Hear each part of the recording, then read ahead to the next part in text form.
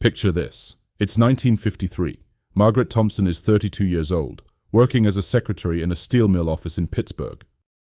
Her boss, Mr. Henderson, screams at employees daily, throws papers when angry, and once made a grown man cry in front of the entire office.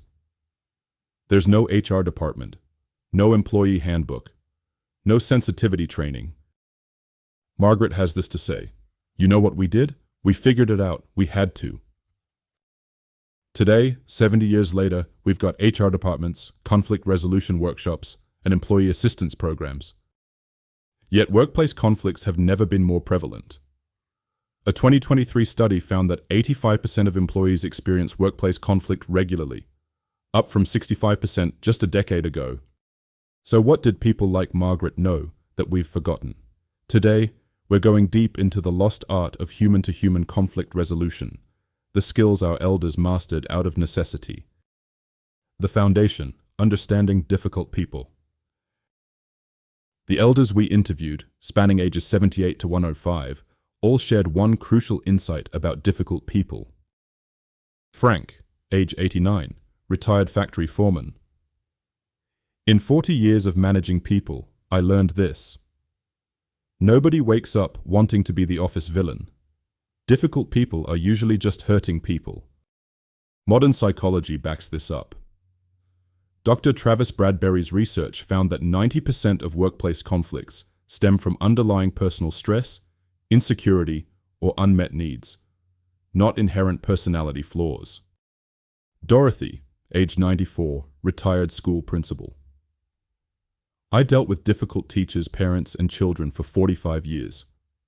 The moment I stopped seeing them as difficult and started seeing them as struggling, everything changed." Dorothy ran an inner-city elementary school from 1955 to 2000 with no school counselors for the first 20 years. Dorothy: "We had one rule: assume positive intent until proven otherwise. That man yelling at you about his child's grade? He's probably scared his kid won't succeed. That coworker who snaps at everyone? Maybe she's drowning at home." The first pillar: the curiosity framework. Margaret: "When Mr. Henderson would start yelling, instead of getting defensive, I'd think, what's eating at this man? Usually, it wasn't really about us at all." Sarah, a marketing manager, shares her story. "My colleague Jake was constantly undermining me in meetings. I was ready to go to HR. Then I remembered something my grandmother always said: hurt people, hurt people. Instead of reporting him, I asked him for coffee.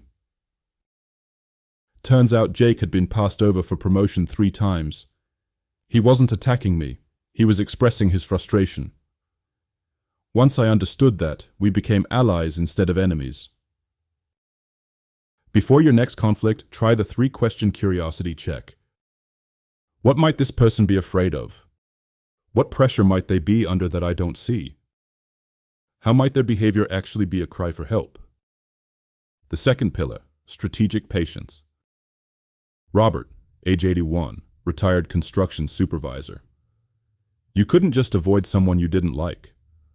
On a construction site, your life literally depended on working together. So we developed what I call strategic patience. Strategic patience isn't just waiting. It's the calculated use of time and emotional regulation to diffuse conflicts. Robert: There was this guy Tommy who would explode over the smallest mistakes. Instead of confronting him when he was hot, I'd wait, let him cool down. Then I'd approach him during his smoke break when he was calm. Stanford research confirms this. When someone is emotional, their reasoning brain goes offline for approximately 20 minutes. Attempting rational conversation during this window is futile. Robert: I'd say, Tommy, I noticed you got frustrated earlier. Help me understand what went wrong so we can prevent it next time. Not accusatory, not defensive, just curious and patient. The modern application: the 24-hour rule. Tech executive Maria Lawson demonstrates today's version. Maria: When my team lead sent me a harsh email, my first instinct was to fire back immediately. Instead, I remembered what my grandfather said. Never make permanent decisions based on temporary emotions. I waited 24 hours. The next day, I approached him in person. Turns out, he was under pressure about budget cuts. He wasn't attacking me personally. He was trying to save the project. We ended up collaborating instead of fighting. The third pillar, personal connection. James, age 92, retired bank manager. We didn't have cubicles and email. You ate lunch together. You knew about each other's families. When conflict arose, you weren't dealing with a stranger. You were dealing with Jim, whose wife was sick. A 2022 Gallup study found that employees with close work friendships are 50% less likely to experience workplace conflict. Yet only 20% report having close friendships at work, down from 40% in the 1980s. James. I had this teller, Patricia, constantly making errors and getting short with customers. Instead of writing her up, I asked her to stay after work. Not for discipline, just to talk. Turns out, her mother had Alzheimer's, and Patricia was the primary caregiver.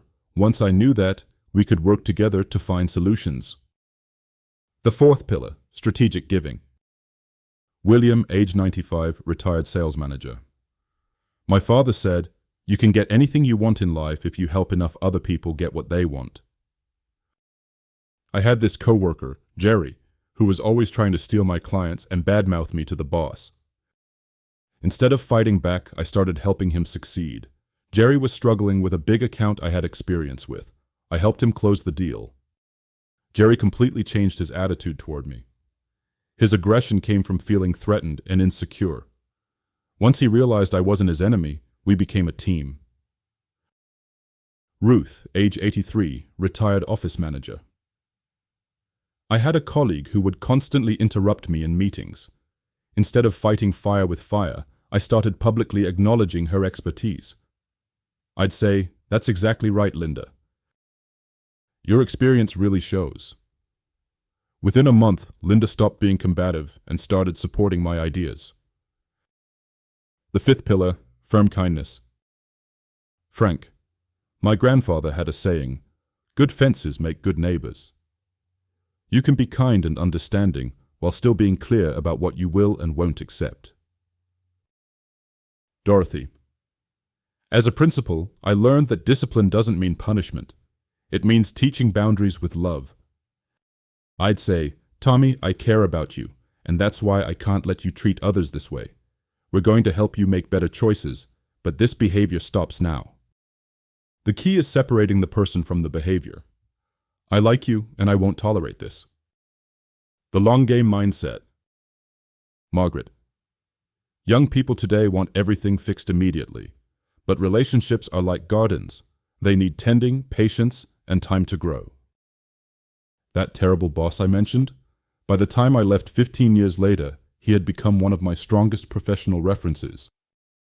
Average job tenure in the 1960s was 12 years. Today, it's 4.1 years, barely enough time to develop deep conflict resolution skills. James. When you knew you'd be working with someone for a decade, you made the investment to understand them, work with their personality, and find ways to bring out their best. When to walk away. Our elders weren't naive about genuinely toxic people. William. My father also taught me. Don't throw good money after bad. Sometimes you've tried everything and they're still destructive. That's when you protect yourself and others. The difference. Difficult people respond to kindness and boundaries, even if it takes time. Toxic people get worse when you're kind. They see it as a weakness to exploit. Frank. How do you tell the difference? Difficult people can change with the right support. Toxic people consistently choose to harm others regardless of the support they receive. Bringing it all together. Let's see how these principles work together. Jennifer Walsh, a project manager, inherited what everyone called the most difficult employee in the company. Jennifer. Sarah had been written up multiple times, had conflicts with every manager. My first instinct was to request her removal. But I remembered my grandfather. Every person has something valuable to contribute. Jennifer applied the framework. Curiosity. She learned Sarah had been passed over for promotion twice and felt undervalued. Strategic patience. She waited for the right moments to address issues. Personal connection.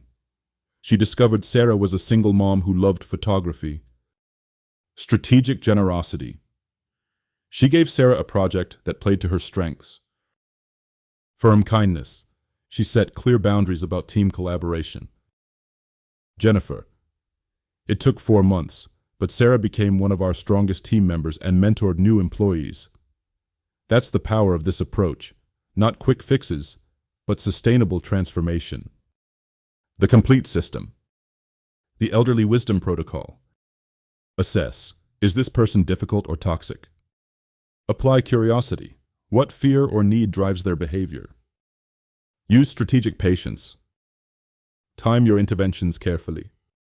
Build connection. Learn their human story. Practice strategic generosity. Help them feel valued. Set firm boundaries. Be kind but clear about limits. Think long-term. Invest in relationship transformation. The timeless truth. Margaret, age 102. You know what I've learned? People haven't changed much. We still want to be understood, valued, and treated with dignity. The tools might be different now, but the human needs are exactly the same. Frank. When you change how you handle difficult people, it changes the whole environment. Other people notice. They start approaching conflicts differently too. University of Michigan research confirms this ripple effect. When one person demonstrates high emotional intelligence, team performance improves by 25% within 6 months. Your challenge. The next time you encounter a difficult person, don't immediately think about avoiding them or reporting them. Remember Margaret, Frank, Dorothy, and the others. They navigated decades of difficult people with wisdom, patience, curiosity, and strategic kindness. William. The world's got enough people fighting with each other. What it needs is more people who know how to turn enemies into allies, conflicts into collaborations. Margaret. At the end of your life, you won't remember most projects or meetings, but you'll remember the relationships, the difficult ones you transformed, the people you helped become better versions of themselves. The wisdom is there. The tools are proven. The only question is, will you use them? Remember, people haven't changed much in 100 years. We all just want to be understood, valued, and treated with dignity. The moment you remember that, everything changes. Margaret Thompson, age 102. Thanks for watching. Like and share this video, and don't forget to subscribe for more timeless wisdom. See you in the next video.